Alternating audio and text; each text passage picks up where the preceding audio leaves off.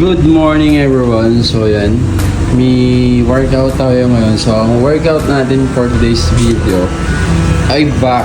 So papakita ko sa inyo yung program ko pagdating sa back.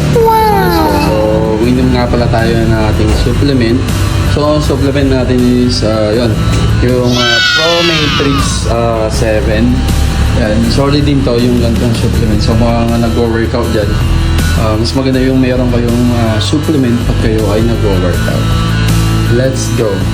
Ang ganda ng panahon, kalmado, di ba? Oo, boss. Tapos ka. Napulot ka sa B-mode.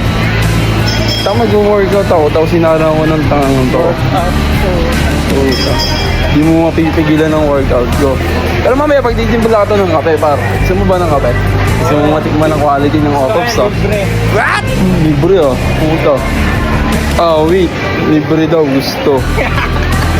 Good day mga paps. Siyempre, workout natin is back. Stretching muna tayo. Dito, pull up muna tayo ng konti dito. Ito nga pala guys, yung Smith Machine Wide Grip Row. Ginagawa ko siya ng 3 sets and 12 reps. Yan. So, ito naman guys, yung Wide Grip Seated Machine Row. Ginagawa ko yun ng 3 set and 12 reps. Yan.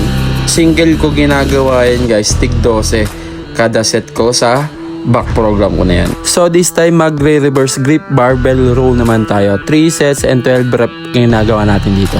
So this time nag-cable lat pull over naman tayo. Ginagawa natin to 3 sets and 12 reps naman tayo dito mga par.